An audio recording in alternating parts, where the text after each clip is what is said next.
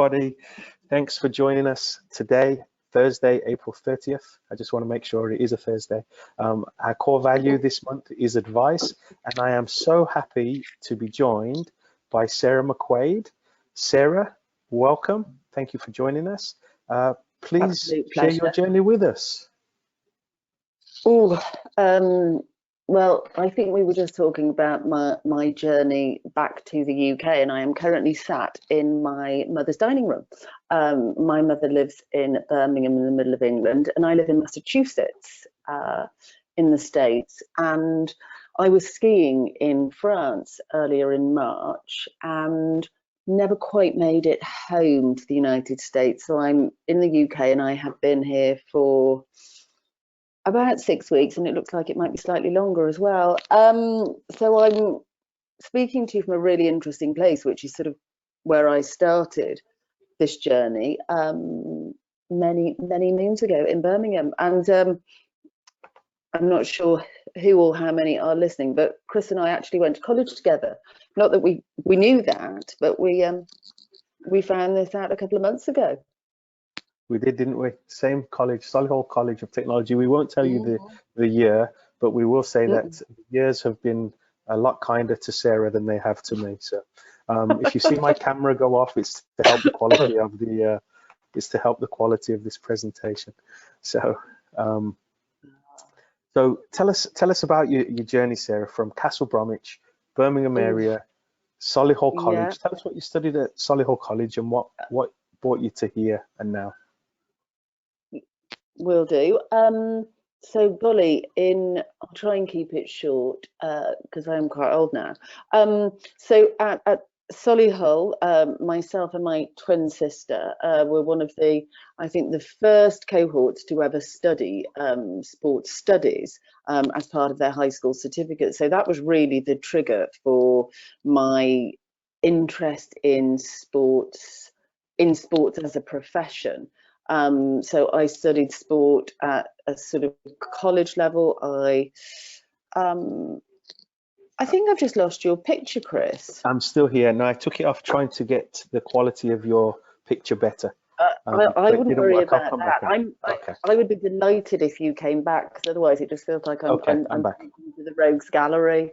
You got me? I'm back. Can you see me now? Yep. Okay. Lovely. Thank you. So the sort of the sports piece had been fostered really from a young age, and I trained to become a PE teacher. I didn't like children particularly, so I moved into college lecturing. And at the same time as lecturing in sports studies, sports science, I also started working as a curriculum development expert. So had built curriculums and qualifications and written textbooks and become sort of a chief examiner for awarding bodies sort of based out of London, because high school certificates in the UK are set and awarded by external agencies as opposed to the high school. So I'd spent a lot of time with them. So most of my time really was really spent in the education infrastructure rather than the delivery. And at some point in the 90s, I moved out of formal education to Sports Coach UK, who were the government lead agency for coaching in the UK. And I think that's a really interesting point of note, that the UK and many developed nations across the globe have a central lead government agency for coaching, who are funded directly by the government to in turn fund national governing bodies of sport. And that's what gives national governing bodies of sport teeth in terms of player development, in terms of coach education, in terms of coach licensing. The US does not have that. There are a number of organizations who are sort of jockeying for position as a kind of a central lead agency, but not necessarily government regulated or government funding. And the US Center for Coaching Excellence is one organization who is doing a good job to position themselves as a sort of a resource for all things coaching and coach development. So I spent some time at Sports Coach UK. The government back in the day, decided to invest a significant amount of money, about £3 million, it was $6 million at the time, to professionalise the industry of sports coaching. And I was fortunate enough to lead the technical development of that, which really was to build out a qualifications framework that could be adopted by all sports, from beginner coach to master coach. And really the intent was to ensure that there was a very coherent, very standardized approach to coaching in the UK, so that it would help employers and end users really be able to navigate what is a very complex landscape. You know, what we wanted to ensure was that if a parent wanted to find a qualified coach or a club for their child, they'd know what they were looking for. So that a coach who was sort of a level 2 soccer coach in one part of the country would be able to provide the same quality of services anywhere else in the country. So that was the driver, was the regulation piece.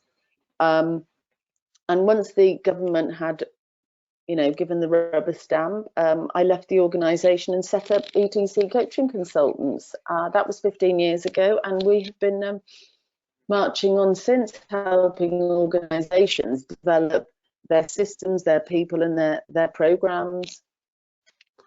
That's brilliant. And just in the framework, Sarah, what was the common theme, say, from the beginner to the master coach? Was there a common thread from that beginner to the master coach within those frameworks?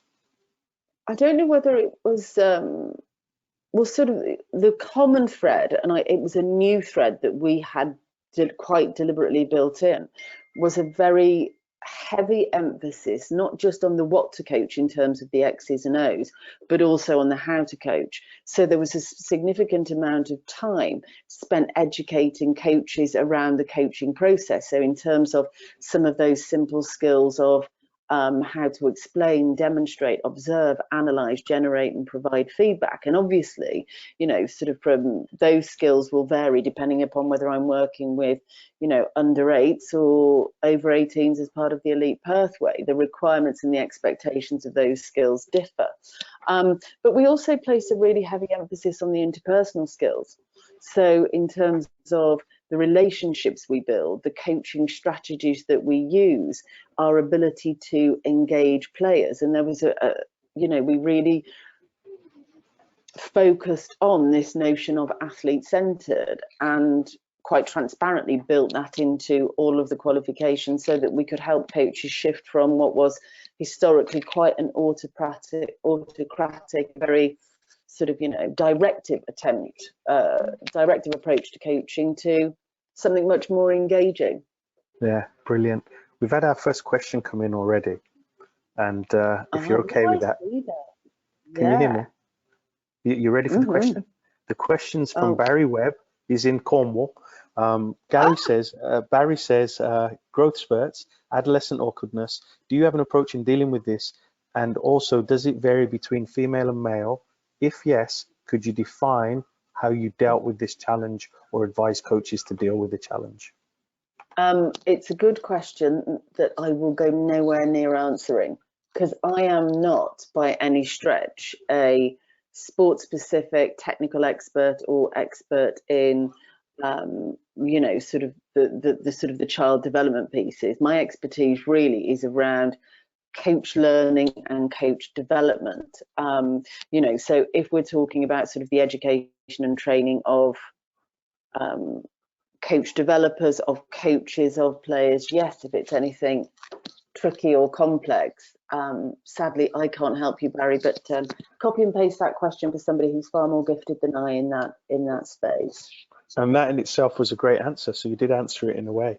But you within what you were talking about with the frameworks and the common threads, you talked about moving away from the autocratic to giving players autonomy, right? Being player centered and stuff like that. And I know you've done some work with the United Soccer Coaches Convention, which is where we met, although we probably met years ago in a pub in Solihull, but never knew it, right? With you and your twin sister. But tell us a little bit about the work that you did with the coach development for them and the Red Bulls, and, you know, having the brief overview that we had a conversation about Rush and what advice you would give us on our framework per se? Yeah, so when I moved to the United States, I moved based on the expertise I had around coach learning and development. And I had already been doing some work with the US Olympic Committee as part of an international coach development program. And the chap who is the program director of that works at the University of Delaware. And he has many, many connections with United Soccer coaches. So they have created the Advanced Director of Coaching, and they've created the Master Coach course. And as part of the work I'd been doing with the Olympic Committee, I was invited to join the Advanced Director of Coaching team and the Master of Coaching team that they had to introduce the concept of coach learning. Because if you think about those people who are responsible for the employment and deployment of coaches, inevitably they're going to have some responsibility, whether it's formal or informal, whether it's official or unofficial, but in some way, shape or form, they will have a responsibility for helping coaches learn. So I was asked to join the team to help these coaches think slightly differently about how they help coaches learn. So be a little bit more proactive and a little bit more thoughtful about that learning process. So the stuff that I had delivered with them landed really well. And I then persuaded Ian Barker to let me create a coach developer diploma. So really, rather than just sort of being parachuted into a master coach course to deliver a couple of hours, was to dedicate a program to this whole notion of helping coaches learn, which really, and the focus of the program that we created with United Soccer Coaches looks at the role and concept of the coach developer. It does a deep dive into the adult learning principles. We look at how you design and deliver coach learning, both in terms of those formal environments in classrooms, but also how you provide supported practice in the field to coaches. So that kind of coach evaluation role, how do you do that unbelievably well to help coaches reflect on and keep developing their skills? So that's really the trigger for it, and we have delivered it. I've kind of lost count. We've done a couple of those with the Red Bulls and a couple more with United Soccer. So as I say, the impact has been quite significant. How that will continue to play out as we move forward in these very uncertain times, I'm not sure. But the emphasis has really been around developing coaches, because very simply, if you've got better coaches, you're going to have better athletes. You know, they'll have better outcomes and better experiences. So it's a simple equation. The better we can do at this end, the better they will be. Yeah, absolutely. And I think it was Bill Beswick. I don't know whether you know Bill. He's the Applied Sports side. Yeah. So he would always say, you know, if you want better players, become a better coach. But first, let's make them better people. And remember that they are human beings, not human doings. Right. But we segues lovely into a question that's just come in from Damien Frederick, my good friend Damien. He said, is there a different approach to educating volunteers and paid staff? There certainly shouldn't be. But I think the one thing that we do have to be really mindful of with volunteers is that they are already gifting their time to the club. And I think we have to be very mindful of the additional expectations that we place on them from a learning and development perspective. So I think we've got to ask ourselves, you know, what about their commitment. We've got to ask about their capacity. You know, we've got to ensure that whatever we ask of them or whatever we require them to do doesn't necessarily drive them away. Everything we do has got to draw them in. So I'm actually thinking potentially we pay even more attention to the volunteers and treat them even better, if that's possible, than we might do our paid staff. Yeah. So in our club world, you know, how would that look? How would that look in your, you know, spending more time with them, treating them better? How does that? I think it starts right from the get-go. So once we have a volunteer who comes in, I think there has to be some quality time spent establishing, what's their motivations to join, what are the skills and expertise they have. And remember, whilst they might be beginner coaches, they're not beginner people. They will have experiences from everybody everywhere else. And I think it's our job to harness those experiences and apply them where they can be best used. And I'd also want to ask those volunteers about, their comfort levels, their confidence levels. I'd want to ask them about, where they see themselves working. So I would certainly be operating from their agenda in the first instance, as opposed to just sort of trying to shoehorn them into the gaps I believe they've got. And if I had the luxury of lots of people, I'd want to give them the opportunity to potentially shadow and observe, just so that they could gain confidence and competence and gradually pick up more and more of those coaching roles. If that was part of the requirement, was sort of the upskilling piece. Obviously, if I had somebody coming in who was a volunteer but had got that sort of sports specific background, then, and what's really interesting is that, volunteers tend to take a couple of shapes. You've got the eager parents, who potentially know very little about the sport, but, bags of energy. And then at the other end, you've got people coming in who potentially know, ex-players who know lots about the sport, but don't necessarily have the experience. So, my job is to sort of find out, well, what have they got and what can I give them to complement the experience that they're bringing to the club. Yeah, I think that's huge. And, simply like from our club perspective, we rely heavily on volunteers. So usually it's a parent coach, a parent who's volunteered because nobody else would coach the team. So we call them we have two categories too, volunteer or voluntold, right? And then sometimes, we will, once we get them in and we do a couple of trainings with them, which isn't enough. We send them weekly curriculum, but I love what you just said there, though, about spending time for them and just seeing their agenda. Unfortunately, in the reality of a club world, you just aren't afforded that time, which sounds silly, but it's so important because the volunteer coaches who are working at the foundation are so important to the growth and development of the children that they're charged with, but also the growth of the sport and the program.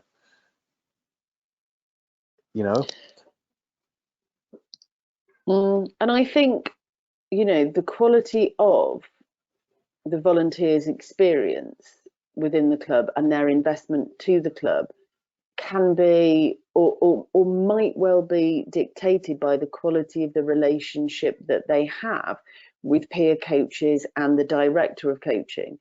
So I think, there has to be some significant time that's invested in cultivating the relationship and valuing the contributions. And I mean, I'm not talking necessarily about some formalized reward and recognition program, but it's just the simple things that we can do just as people, just as very interested and professionally curious people, to value that the people are there. Questions are, what can I do to help you? How did the session go? What worked unbelievably well? What didn't? So, and I think it's that sort of that informal mentoring type role that we can take on board, and that genuine interest that helps them see that actually they have got something and are contributing something that's massively useful, not just from a soccer perspective, but from a sort of a people development perspective and a little people development perspective. Yeah, and I think it's huge, right? And like I say, we do a lot of things for them, but it's not enough. I've always said it's not enough per se. But just listening to you, I'm scribing. I've got 3 pages of notes so far. This question's no, that's great. Don't be sorry. It's brilliant. This question has come in from Debbie, and Debbie's a retired PE teacher, and she says, "Do you educate all the coaches the same at all levels? As with children, adults don't learn the same rate." Very good question, Debbie. And again, I think the answer is it depends. So whilst I think we can offer access to a generic education program, so if we think about formal training and qualifications that people will access, you know, the learning outcomes are the same for everybody. The need to know content is the same for everybody. If content is being presented in manuals or online, it's the same for everybody. But I think what's really different is the opportunities that we have, particularly when we're working in person, or the opportunities we have when we're working in a one-to-one relationship, where we can flex our approach to education and training and use strategies that really engage people in their own learning. So what works for Chris may not work for you, Debbie. So what I would want to do is to invest in some time in the relationship and really find out how you tick, how you prefer to work, so that we could engage you in your learning process rather than just hitting and hoping with the generic content. And again, that takes time. It does take time to adopt a learner-centered approach to everything we do. And whilst it might be a lost leader time-wise in the first instance, I think you get so much more for that investment longer term. So the answer is, Debbie, I would attempt to colour everything I do to meet the needs of individuals. And I think, you know, back in the P days, we would have very simply referred to that as differentiation. Yeah, differentiation, a word that's not used very often, right? These days. And the way it was explained to me was, remember quality streets. Remember, you know the ones that you like, you know the ones that you don't like, but what about the Montelimar? What about the one in the middle that we all forget about? And that's where the percentage is. And, you know, in the same note there, obviously, you know, we try and cater to learners' needs. When we start our volunteer coaches meetings, I usually start, Sarah, by asking everybody, raise your hand if you were once a child. Because, and of course, everybody's hand goes up. And then the questions we ask is, why do you coach? Why do you coach the way you coach? What do you coach? And I go around and I do meetings, and people ask me, well, what do you coach? And I usually say I coach children, but I use football as the vehicle, soccer for our American friends. And I think so much of what you've said is so rich in the relationship aspect, the connection to people. Well, what is it their needs? What is their agenda? But then also the connection and the relationship, right? Because everybody does have different needs, and you can't just standardize with one brush, right? So, but I think it's huge. So, having done the coach developers course with the USC and Red Bulls, what would you? Is there anything you change about that? And when you look back and you reflect on the stuff, and looking at that now and doing the in-person stuff, how much of a need will there be to do online stuff? Because, you know, is the convention a thing of the past now? Is Anaheim 2021 going to happen with the, you know, and of course, if we could predict how we look post-pandemic, we'd probably be billionaires now, not sitting here having the conversation with each other, per se. Well, I think the pandemic and this enforced period of isolation, and it's not just sort of a physical isolation, it's sort of an isolation from sort of almost everything that we know and have been familiar with, is giving us an opportunity to really question how well we did what we did, and actually, do we need to continue to do the same moving forwards? And the answer is absolutely no. And, you know, when people say, let's get back to normal, I kind of start to squint a little bit, because I don't think it will be a back to normal. I think we're navigating towards a new normal. And I think that there are some very thoughtful questions that we need to ask ourselves. So on a very personal level, you know, even before the pandemic, I was asking myself the question, do I need to fly across the country to deliver 3 40-minute sessions as part of a coaching clinic? And quite frankly, the answer is no, because, you know, A, it's doing nothing for the globe's carbon footprint. B, it's doing nothing for my health and sanity in terms of, you know, 16 hours on planes within 48 hours or whatever it was. But also, are there other ways that we can do this? And the answer is absolutely yes. You know, so where we are right now, so, and again, I don't think we can continue just churning out webinar after webinar. But I think if we can adopt a very blended approach to our learning, so if we can figure out in terms of the courses that we used to run, what's the difference between the need to know content and the nice to know content? So the nice to know content for me, I think, can sit online and we can explore in conversations like this. But what's the need to know stuff I absolutely need to say for the in-person learning and the in-person courses? And how is it then that I can structure the offline learning how can I structure the online learning to act as a trigger for the in-person stuff? And I guess it does assume a lot in terms of people studying what they're meant to study at the required time, so that you can effectively flip the classroom and really focus on the experiential pieces when you're on those courses. So that's what I'm going to be asking myself moving forward is, do I need to be in person, or can we facilitate it remotely?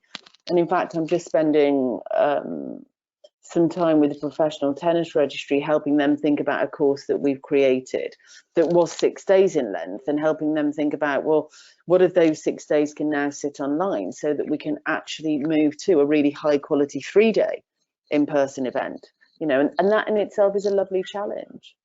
Yeah, I know the ball's in their court. The ball's in their court, right, Sarah? Yeah, nice tennis club. You know, so I think we have got an opportunity to think differently. Absolutely. I like we were talking before we started hitting record, I just think it's a unique opportunity to reshape our lives and include more of the stuff that we love, and some of the stuff that we can leave behind, and you know, we can really learn and grow from this, you know. If we're so open much to it, yeah, you know, so, you know, the learning assumes that we are open to learning, it assumes we're motivated to learn, and it also assumes that we're good reflectors, so that we can actually think back and think about, well, okay, in terms of what I was doing, you know, what was it that worked unbelievably well? What did I like doing? What did the people I was working with like? What did they value from those experiences? So there's a really clinical reflection exercise that's got to go on before we can actually map forward to determine what bits of the old can we take into the new, you know, and what bits out of the old do we take into the new and repurpose, and actually what bits of the old do we just take and just leave there. Yeah, and I think doing it with the USC and the companies you work with, you know, I know that coach developers and coach instructors, there's often the power imbalance, right? Knowing, and whether we get a true reflection of somebody who's gone through the course, knowing that they hold the power for you to pass and fail, can be very interesting. You know, having gone through my USSF license back in early 2000 and then going through it recently, the shift was humongous in the way the Federation has delivered their lessons. And I know that having gone through NSCAA, now the USC, the way it used to be, is their shift was so much, their focus was so much on the learner, and we want to help you pass, as opposed to we want to break you down. Yeah, and you know, it's interesting, you use the word sort of pass fail, and you know, sort of much of my early years as a professional in education was spent in the world of assessment, not just in terms of, you know, designing exams that 30,000 students across the UK were going to take, and that I would have to lead a moderation team to mark, you know, and that was, you know, scaled. You know, in essence, there was sort of a pass fail, albeit sort of structured into sort of different bands. But it's interesting, you know, I hear that same language used in coach education that we used to use in academic education, and I'm not sure it's necessarily language that should persist in coach education, because when we think about coaching, you know, we're thinking about vocational skills. So actually vocational skills, do we measure as pass fail, or actually are we, particularly at this beginner's end of the spectrum? It doesn't necessarily translate as well at the elite end, but actually at the beginner level, I want to ask myself, are these coaches competent? Are they competent to plan, design, deliver, evaluate coaching for this particular cohort of people? So would I be confident for them to coach my child?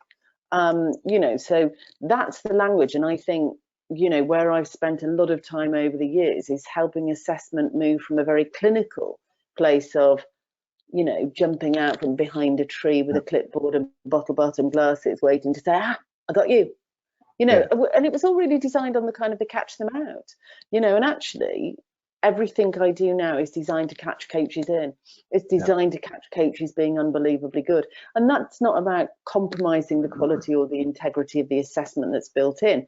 That's just enabling them to really perform well throughout all phases of their learning.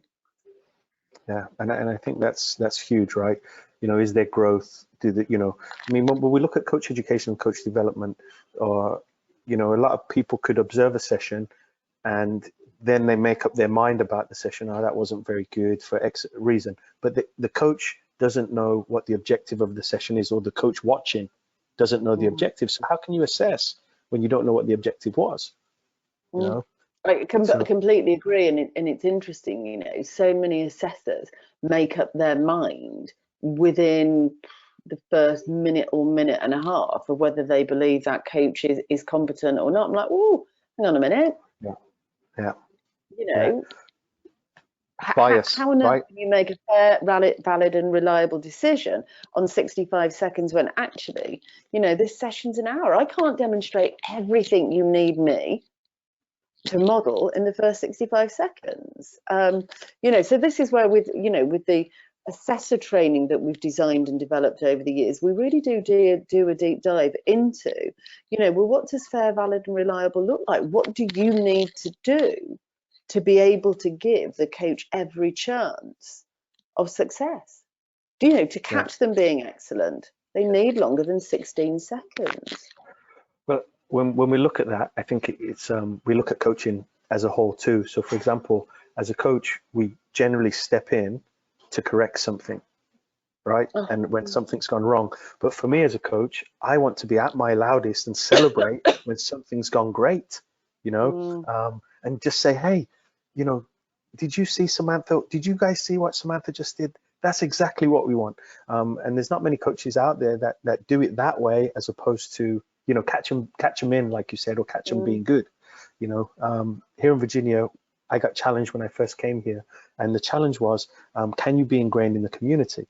So I took the challenge on, and we started visiting elementary schools, and we would teach soccer through the PE class. So we visited 42 of the 55 elementary schools, and we used positive discipline as opposed to through those PE classes. So for example, if I wanted, I would say, hey, thanks for having your shirt tucked in and your foot on the ball. And the kids invariably would want to please, instead of saying, don't sit on your ball, be quiet, and stuff like that. I mean, it just goes so much further, right? And you help fill people's emotional tanks, as opposed to draining and defeating people, you know. But no, I love it. I love your, I know, I love what you do, you know, catch them in. We do have a couple more questions. Carry on with your thought, Madame. Go after you, Sarah. No, I was just sort of saying that was really when we were designing the UK coaching certificate, and you said what were the common threads. You know, this whole new thread really was sort of, you know, we spent a lot of time in our coach developer programs looking at the difference between pushing and pulling from a sort of a learning perspective. You know, and when we start to think about pulling, you know, which really is about the sort of putting the athlete at the center, or the learner at the center of their own process. Strategies you've just talked about, like the positive discipline, like the problem solving, like the game-based learning, like the peer coaching, are all strategies that we can use that actually bring players into their learning. But if I am a volunteer coach, if I am a brand new coach and I don't have a background in either education or sports coaching, then I don't know what I need to know to be highly effective. And actually my default in terms of acting as a coach is probably going to be based on my own experiences as a player, or the coaches that I have seen over the time. If that's the only reference point I have, then that's how I'm going to do it myself, which, you know, unless you've had a crackingly good coach growing up or seen some high quality coaching, then the danger is we're just going to repeat and reinforce poor practice. Yeah, and that begs me to another thought or question. You know, if you have 25 years of coaching experience, but you've done the same year 25 times, is it really 25 years of experience? You know, if we've not tried something new or evolved. Understood. Yeah, Sarah, this question comes from Damien. He says, on a club level, what would be the top 2 or 3 need to know things for coaches? It's a great question, Damien, and the answer is it depends. It depends. So it really does depend on who the club is, what their stage of development is. So in terms of, are they a brand new club who are sort of, you know, borrowing spaces, people and equipment, or are they an established club with their own spaces? Also depends on the context that we're talking about. So, you know, if there is a player development pathway in place, what are we specifically talking about? And then also, if we start to think about, you know, that 1 or 2 thing focus, is the focus oriented towards the players? Is it oriented towards the coaches? Is it oriented towards the club? So it's difficult to give you a specific answer, but what I'd be very good at is asking the tricky questions to help you determine what are those 2 or 3 really important things. Yeah. If I were a gambling girl, I would say they've probably got bugger all to do with the X's and the O's, and they're probably more to do with everything else that sits as sort of integral to developing the whole child. Brilliant. And I love what you said there, right? And it does depend, right? What is the club's mission? What is the club's vision? What are their core values? What's their why? Are you living those things? You know, the thing I would say is, you know, be kind to children. You know, if you're working with children, be kind to them, right? That just would be a kind given to for any coach. Yeah. Yes. Well. You know, yes. just be kind. Period. It's not just to people. Yes. It's to the planet. It's to this place. It's just be kind. Yeah. Mother Earth is breathing right now, right? We can see the fish in Venice. She is. Maybe this is Mother Earth recalibrating and saying, could I just have 5 minutes? Yeah. No, I think you're spot on, and we've discussed that. So what in having coached in the UK, or sorry, having developed and working with top coaches and top people and coach developers in the UK and the US, what are the similarities and what are the differences? Good question. I would say the UK has got a bit of a head start on the US.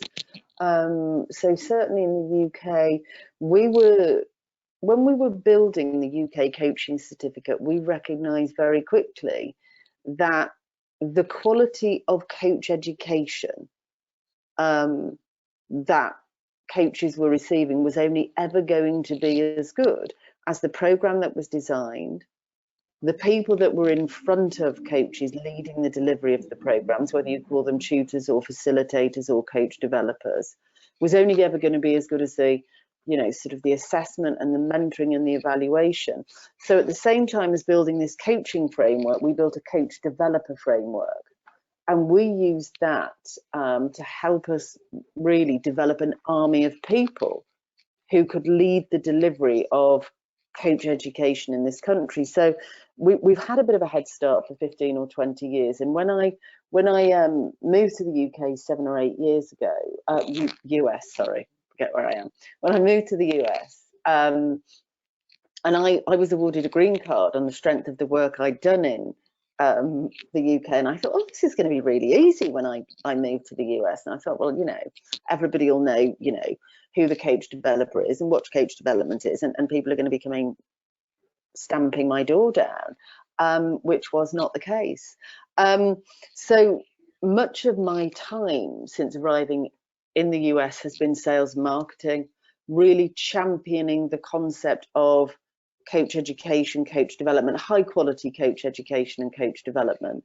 You know, so for example, when I worked at USA Football, American football, not soccer, and they had a level 1 program, and their level 1 program was a 90-minute online program that really just sort of focused on the tech tac, which barely even scratched the surface. And when I spoke to their advisory board, I asked them how many of these gentlemen would have their Mercedes serviced by a technician who'd only completed a 90-minute online course. And they looked at me like I was a complete fool and said, well, of course not. And I said, but it's okay to leave your children and grandchildren with uneducated coaches. You know, so to that extent, the sales and marketing piece has been quite significant.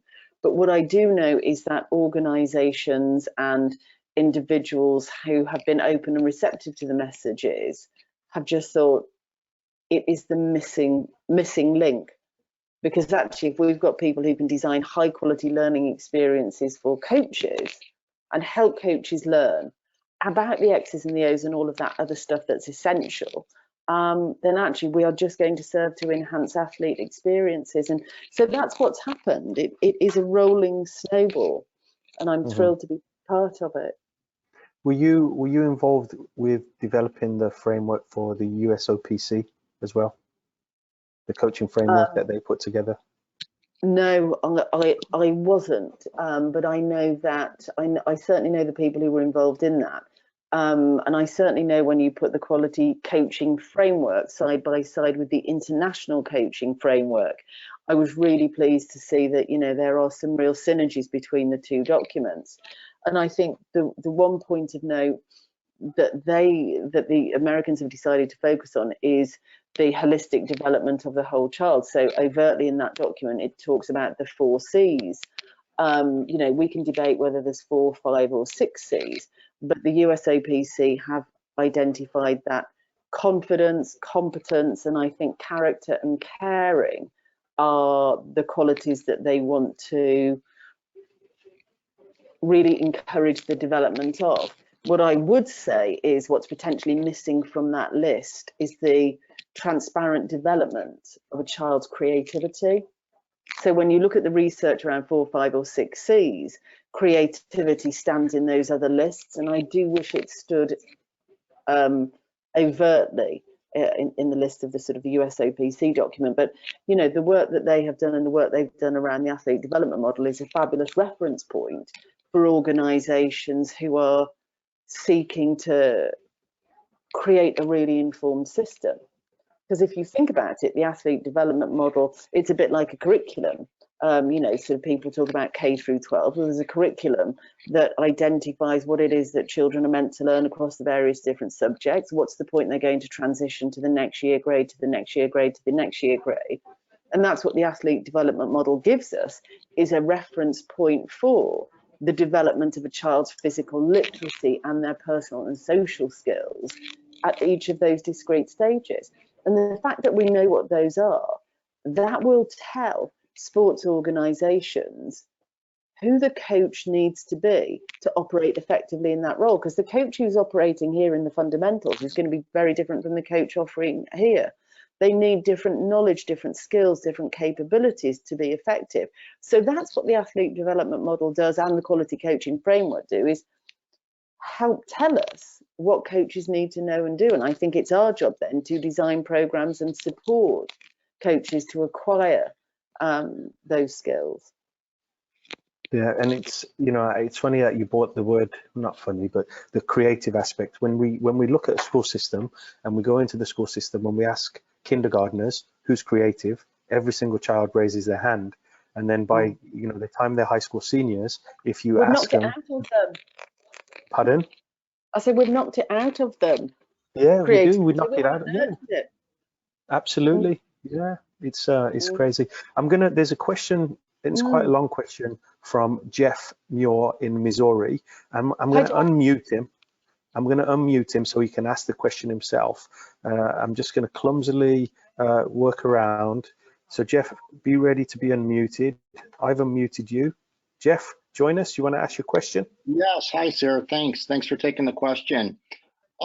We see so many soccer clubs these days. They grow, they're getting large, and there's need for good quality coaches. And my thought / question to you is, how important do you feel it is that those coaches and clubs, club directors, DOCs sit down and have an honest conversation where they're talk about philosophies and priorities in order to help both the club grow and create a good environment for the players, as well as give that coach an opportunity to grow? Because what I see is a lot of times because the demand is greater than the supply, we're just taking coaches and we're entrusting them to handle our players.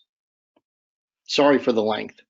No, it's okay, and I actually think you've answered your own question. I think it's unbelievably important, but what I would hope is that every club in the sports space, whether it's soccer or not, were very clear about their identity, their philosophy, and their approach. And I think there's a real difference here, Jeff, in between the club's philosophy, as in the kind of, you know, the corporate vision and mission, and their coaching philosophy and their coaching vision and mission. And I think those are two different things. And inevitably, the vision for coaching should be aligned to the athlete development model, you know. So, and I think the Red Bulls call it their footprint. They call it, I'm sure it's the Red Bulls footprint, but you know what I'm talking about is every club having real clarity around the framework by which they will help their players transition. And I think once that's established, that's the non-negotiable. And I think your real challenge then is to have that collaborative conversation where you can clearly share the vision and values of the club. You can share the sort of the philosophy for coaching, and then have the conversation that asks every coach to identify what they will personally do to contribute towards achieving the vision and mission. And I think it's then our responsibility to say, well, okay, how can we help you achieve that? So what are the knowledge and skills and qualities that you've got? And we can then help determine what the gaps are so that we can attempt to fill those gaps so that they've got as many resources as they possibly can to be able to deliver on the club's philosophy. So I don't quite know how I've helped to answer the question, but I think yes. Yeah, no, I think that's great. I think the takeaway is that there has to be this process between the coach and the club before we can get to that point where they can go out and coach and grow as a coach and help our players. So that process is very important. Yeah, and just kind of a health warning here, Jeff. I would be really mindful about how you manage this particular sort of conversation with all of your coaches. You know, there is a temptation to kind of frame it as a bit of a diktat, you know, which might well serve to isolate coaches. You know, I think there's something here about the manner and intent and how you manage, you know, that sort of pre-season meeting with the club, with the coaches, to ensure that everybody's sort of singing from the same song sheet. So there's something really important about the community of practice that you create to ensure that you're all on the same page. Great, thanks for your insight. Pleasure. Thanks, Jeff. I've just muted him again. We got another question coming in, Sarah, and I want to be sensitive of your time as well. No, hey, that's okay. I've no idea what time it is actually. 10 to 6. So we'll you let me know when you've got to run. Oh, that's okay. Barry Webb. I've got an hour, so. Okay. Barry Webb asks, would you recommend specializing in just one age group? Again, it depends. Depends, yeah. It really depends upon, you know, I would want to ask the question of I would want to ask the coach in terms of, you know, their experiences, their confidence, their competent, you know, you'd want to get a sense of how well you know, the coaches work with that particular group. So is it their expertise with the people, or is it the expertise within that particular age bracket? You know, so I think there's loads of variables at play to help you determine whether a coach migrates with the team or whether the coach stays. And I think you could talk yourself into the solution, and it would be, you know, and I think if it was an informed decision, it could work either way. Yeah, and if it was to, you know, I don't think, you know, a teacher stays with first grade, second grade, for example. There's no teacher that takes the children from kindergarten all the way through to high school, unless they're homeschooled, right? So again, yeah. it does depend on what the coach wants. And, you know, are we the same coach we were 10 years ago, right? quite Sure. simply. And I think our experiences change and our aspirations change. What I do think is really important that with any coach, and if we're the director of coaching, we handle with care. So if we do want to shake things up by moving coaches around, let's ensure that we have the conversation that really makes the coaches aware of the rationale behind the decision making, and let's make those decisions sensibly and with some tact. Yeah, and in collaboration sometimes too, right? Yeah, collaboration is really important. If I feel that I have been involved in the decision-making process, I'm so much more likely to be committed to that journey. Yeah, and I think that goes to answer Jeff's question too, right? Getting the coaches to buy in with what they're doing really as well. Important. Yeah. So listen, if there's any more questions, type them in now. I don't want to keep Sarah all day. She's given so much of her time already, but I do have some questions for you, Sarah. No, go ahead. Our core value this month is advice. What advice would you give to your younger Sarah McQuade? Move to America sooner, maybe. Don't go skiing in France when the pandemic's about to break out. Yeah. What advice would I give? Trust the process. Love that. Love that. But again, if you ask me tomorrow, my answer might change. So it just kind of depends. That's okay. Trust the process. Yeah, trust the process. And then, what song, soundtrack, or movie would best describe your life?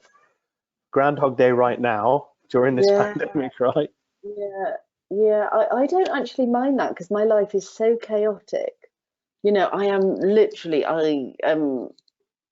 travel. Just so to be in the same place, and actually to be in I didn't grow up in this home, but Mum's been here a long time, so it does feel like my childhood home. But I saw there's a thing on Facebook where people are being challenged to do their kind of like 10 favourite band covers. And when I was at Solihull Sixth Form College, I used to love Yazoo. Yeah. And I just had seen the cover of an album upstairs at Eric's, and I thought, God, I love that. And then I started to think about, well, what happened to the communards? So I think because I'm here today, I'd end up going back to something from the late 80s. And as I say, upstairs at Eric's might be a good listen. Yeah, fantastic. So we're going to finish with some one-worders. So I'm going to ask you some questions, and you get one-word answers. Right? So I want to provoke some thought right here. It depends can be hyphenated and be like 2 answers. Right. First one is Solihull College of Technology. Solihull Tech. Starter. Coaching.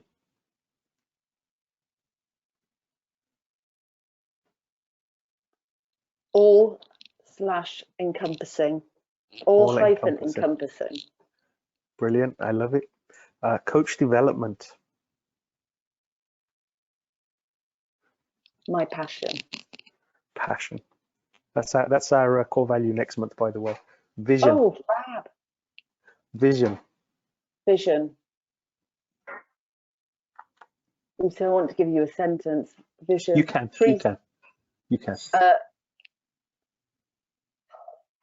When you think vision, you think 2020 and you just think clarity, but actually clarity isn't enough. You need 360-degree vision so you can check the blind spots. So 360. I love that. Mentoring. Humbling. And then finally, USA. Home. Yeah, I love it. Brilliant. Sarah, you've been fantastic. Thank you so much for sharing your time with us and everything. Pleasure, absolute pleasure, and really some fabulous questions. And I'm sorry I couldn't answer the first one. That's okay. Way too tricky. Yeah. Is there any advice you'd give the listeners right now? We're getting a lot of thank yous typing in. Is there any advice you'd give the listeners? Any recommended reading or final words that you could give us? Yeah, my final words, and I don't know who you are, I don't know what spaces you work in, I don't know what roles you have or what sort of seniority you are within your spaces. take the time moving forward to reflect on where you've been, where you are now, and how you navigate to that new normal. And what I would do is start from the ground up, look at the infrastructure and the systems that you have in place. And if you are going to make any changes, make sure those changes are made at the foundational level, because otherwise, if you attempt to change what's sitting on top of the foundations, there'll be no substance. And again, they may well just crack in time. So really start down deep with the systems analysis. Brilliant. Thank you. I can't thank you enough. Pleasure. We're so great to have you. Great advice, Barry Webb says. Remember, friends, we do have a couple next week. We do have a couple of webinars. I do want to say thank you to Sarah. She is brilliant. My claim to fame is having gone to the same college with her. Stay safe and wash your hands is my other piece of advice. Yeah, brilliant. My final word is remember physical distance, so social existence, so we can be socially connected. So you've been love it. Brilliant. You can use that, Sarah. You can use that. And I look forward to your return to the US and getting on the Coach Developers course with you. So fabulous. I will let you know when the first one is. Hold me to that. Hold me to that. So, all right. Thanks everybody for joining us. Stay safe, like Sarah says. Wash your hands, and we will talk to everybody on the flip side. Take care. Bye-bye. Thanks, Chris. Thanks, Sarah. I'm going to end the webinar, Sarah, so we can let you go, but then I can't say goodbye to you. I'll send you an email. Okay, do that. And thank you again for the opportunity. It's really lovely to connect. Yeah, brilliant. Hopefully you enjoyed it and as much as I did. So thank you. We'll talk again soon. Stay well. All right. Bye. Cheers. Enjoy your fish and chips. Bye. Bye. See ya. Bye.